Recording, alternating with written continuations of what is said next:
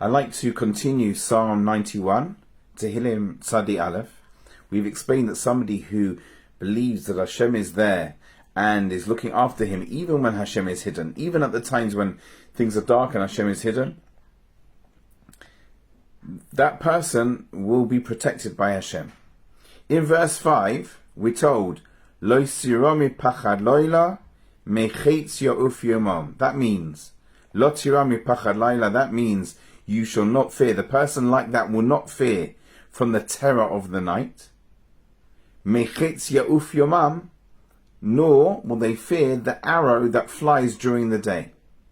So the two parts of this verse. The first part is talking about the natural fear that a person has in the dark. Darkness, we don't know what's hiding in the shadow. So there's a natural concern and worry that happens when we can't see things clearly.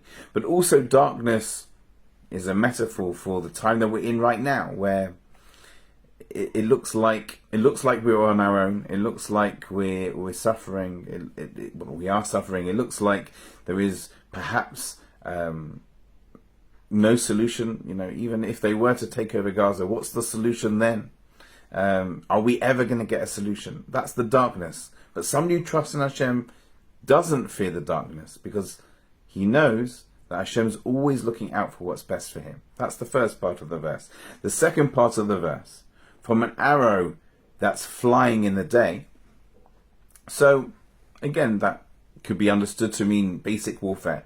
But throughout Tanakh, throughout biblical literature, the term arrow is used to signify Lashon Hara, speaking badly about somebody.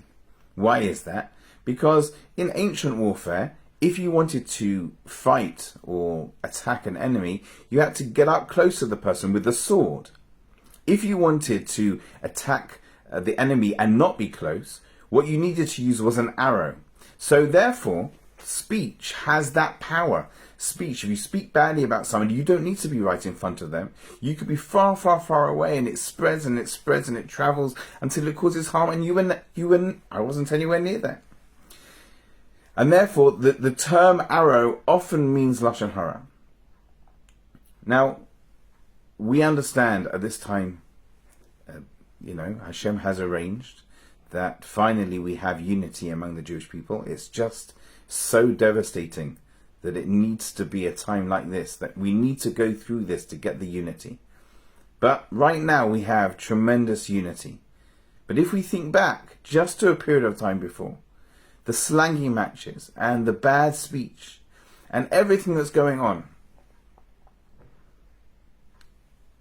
the Chavetz Chaim says that in his introduction to his book, he writes that although we talk about the destruction of the Second Temple being caused by sinas chinam, baseless hatred, the reality is we see from all the stories that it wasn't just the baseless hatred. It wasn't just hatred in the heart. It was only when it started being brought out into this world through speech. And there are stories like that. Only when the hatred that existed in the heart was used to attack verbally or to Lashon Hara about somebody, speaking badly about somebody, only then, that is what caused the destruction. And while we're speaking Lashon Hara about ourselves, about each other, we will not have the protection that we need from Hashem. So, a person who trusts in Hashem is going to be protected. From a bad mouth. We also have to be careful about how we use our mouth to make sure that we're not hurting other people.